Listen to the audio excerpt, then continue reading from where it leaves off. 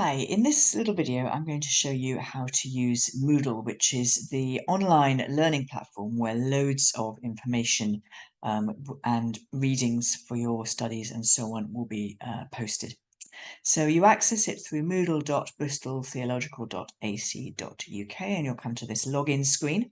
Obviously, this is my own login information and you'll be given yours. I'm going to log in here. I'm going to take you to the home page. Now then, there's two main things that I want to show you on Moodle. So I want to show you this academic and practical information for students. I'll come back to that in a minute. And then all the modules that we teach are listed here. Now, hopefully they won't all be visible to you because they'd be a bit bewildering. But if they are, you only need to worry about level 7 because that's what MA study is. And you only need to worry about the Bible and violence track. So we'll come to that in a minute. And then you're welcome to have a browse, but there's potentially a few other things there, but I don't think there's very much else that'll be useful to you. So academic and practical information for students and your Bible and violence track. So I'm going to go here first and show you what we've got. So you'll first come to this page where you have an option to go say, am I a student on a taught program or am I a postgraduate research program? Now you are a postgraduate student, but you're not research. So you're going to go to the taught programs here. And then there's quite a lot of really useful stuff here. So let me show you some of the key things. Basically, it's good to have a really good browse on this page. Here's your first thing you've got to do. Academic malpractice statement. You need to download that. You need to sign it and date it. And then you need to send it to our academic registrar. And you need to do that at the very start of term. That's really important. And then you've got an assortment of things that might be useful. There's a frequently asked questions section. I'm not sure what's in there, but no doubt some useful things. Student handbook, style guides, and so on. Here's your style guide. This is going to be very, very useful to you. This is going to tell you how to format your assignments, what referencing conventions to use, and so on. Anything you want to know about the style of your assignment will be in that style guide. So I recommend that you have a good look at it in advance, but then keep it by you as you write. Student Guide to Common Awards. Common Awards is part of Durham University, and it's the umbrella within which our MA sits. So that we obviously have to abide by Common Awards regulations and procedures, and everything you need to know about that will be in that student guide. Now, you are not a Trinity student, so you can skip over this section, but you are a Bristol Baptist College student. So there could be some stuff here that would be of importance to you. Looks like we haven't updated some of these things for the new academic year yet. And some of them won't be useful to you. Practicalities of college life will be about lunches and parking and things. That's not going to be relevant to you. Reflective practice probably isn't going to be relevant to you. That's for our ministerial students. So don't get too bogged down in this section, but have a little look and see if there's anything there that might be of interest. Academic deadlines is certainly going to be of interest to you. So your term dates and your timetable are already visible for students. You won't be able to see these two if you log in right now. But clearly we're going to update the academic deadlines shortly, and then this will be visible too. And that will tell you when you have to get your assignments in by. Obviously something very important that you need to be aware of. Then there's some study skills resources. Now we're going to make our own sets of videos and we will make them available to you. But you might want to have a browse there as well. Then there's a really useful section about online resources. You need to use online resources with caution, of course, because there's a whole lot of stuff that's bonkers there. But there's a lot of academic online resources which you need to be aware of because they are really useful. So there's ATLA, there's EBSCO, there's JSTOR, information here about those, and definitely worth spending some time familiarising yourself with that because you're going to want to use these when you're getting your reading together for your assignments. And then a variety of other resources which have been uploaded or linked here as well, which can be very useful to you. So do have a good browse of that. Then there's some stuff around policies and procedures, academic misconduct policy. Hopefully you won't need to know these, but they're there for you if you do. This is important, actually, policy on overlength work, penalties for overlength work. That's important to be aware of. Yeah, so you can see all of that, have a browse. This is important. This tells you, so this is the assignment cover sheet. You need to download this and use it on the front of every assignment. This is really important. So you're going to write your assignment in Word. I imagine you're going to stick the cover sheet on the front in Word, and then you're going to save the whole thing out to PDF before you submit it. Well, you can submit it as a Word document if you prefer. This is important. I want to show you this. This is the marking criteria, which I will use when when I'm marking, and you should use it when you're writing. So I've just clicked the link and we've come through to a Durham University page, and this is all about assessments. And if you come down here, you've got all the different assessment types that we might use. Okay. So I know that you're going to be using essays quite a lot of the time. You might be using portfolios sometimes. It's possible you'll be using one or two others, depending on what your module convener sets. Let's look at essays for a minute. And what you've got here is you've got two links.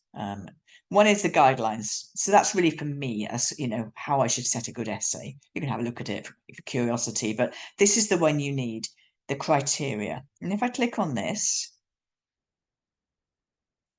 document opens up. And what you can see is the criteria we mark by and how we're going to score you according to how well you've done. But you need to look at level 7 because you are a master's student. So you're going to scroll down to the bottom of this document to find the level 7 criteria. Very important. So when I'm marking, I'm going to look at these things. I'm going to think about your knowledge and understanding, your use of sources and evidence, and so on. And for each one, I'm going to see what matches on the grid. So I'm going to look at your use of sources and evidence. I'm going to say, is this effective with primary and secondary sources? Some of them at the forefront of research? Yes, I'm going to give you something in this ballpark for this criteria. And you can see it's worth just flagging up here for those who have come from an overseas system of marking that the marks you will get will be that the top mark you are ever likely to get is something like 80. It's exceptional to go above 80. So this is sort of thing that you could publish as is. So it's just worth knowing that if you get, I don't know, a 65 or something, in certain universities that would feel dismal. For us, this is good. This is very good. Look, 65, very good. So just to kind of flag that up while I've got this open. So these are your assessment criteria. This is very important. Have it by you as you write to help you to, scrutinize your work in the same way that I'm going to be scrutinizing it, or your other markers are. Okay, so that was that. Now, this is a detailed set of instructions about how you submit your assignment. This is something I've never done because I mark them, I don't submit them. So you need to study this carefully. It's straightforward enough. Everybody manages it, but you need to make sure you do it properly. If something happens in your life, you have bereavement or you're sick or something, you can request an extension on your deadline. It's important that you do that in advance. And this is the procedure for requesting an extension. It says requests must be made in writing no less than 1 week before the deadline. Obviously, if something happens 2 days in advance that you didn't foresee, then we're not going to enforce that 1 week. But if it's something foreseeable, you need to give us due notice. And you basically put the submission through your tutor. And for your purposes, your tutor is either myself or Ashley. So that will tell you what to do if something goes wrong and you need an extension on your assignment. I'll just collapse that one. More stuff about Common Awards regulations and processes, and module evaluation in due course, which is you evaluating us rather than the other way around. So that is the information, academic and practical information that you will need. I think anything you need to know should be on there. Do have a good look at it before you ask for help, but obviously ask for help if you can't find things. Now I'm going to go back to home, and I'm going to collapse the level 4, which doesn't affect you. Collapse the level 5. Level 6 is there. Level 7, here we go. Level 7, MA, Daytime MA, Bible and Violence track. And obviously you are this one. And if I open this up, the 3 modules that you're going to be studying this year are here. And they are currently all empty because they haven't yet been populated with the information we need. So I'm not going to open one of those up because it wouldn't show you anything very useful. But that's where you're going to look for all the information you're going to want for your modules. If I go back a minute though, I'm going to just take you to one that I've been working on. It's not one you'll be taking, but it's a module that's got lots of stuff on it to show you. So this is a master's level on the Book of Numbers, which I'm teaching in person. So let me show you what you need to see here.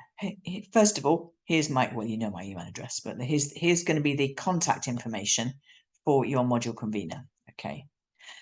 This is the technical number of the module, the technical identifier for the module.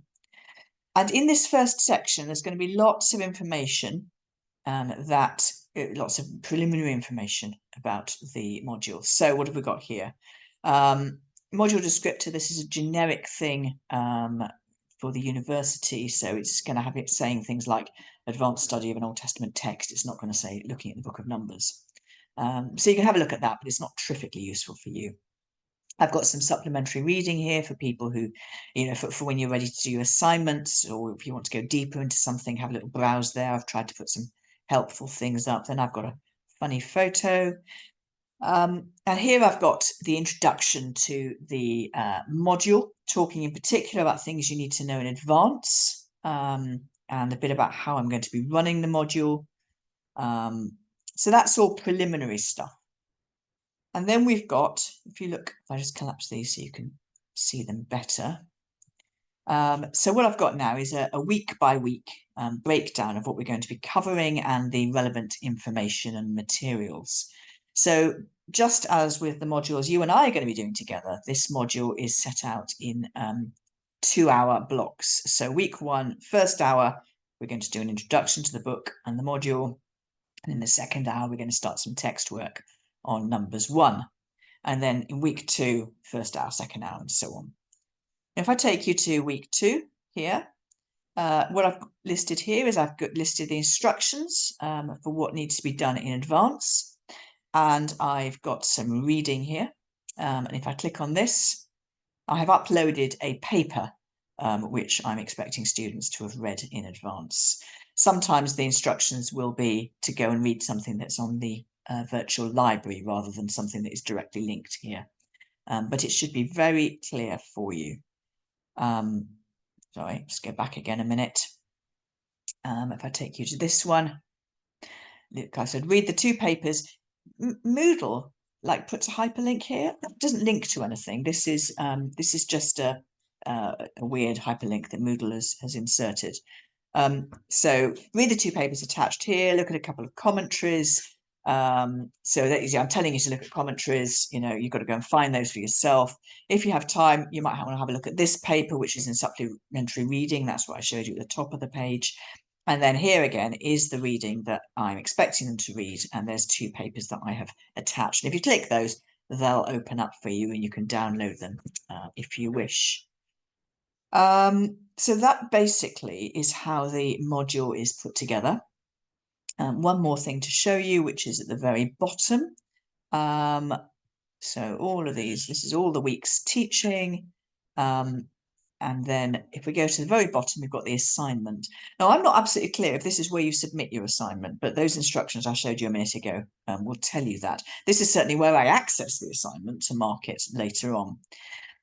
What I don't have on this web page at the moment, because I'm just waiting to clarify a few things, is the assignment instructions. What am I expecting of students? And I will put that at the top. I will put that in this section here at the top of the page, and it'll very clearly set out what the assignment consists of.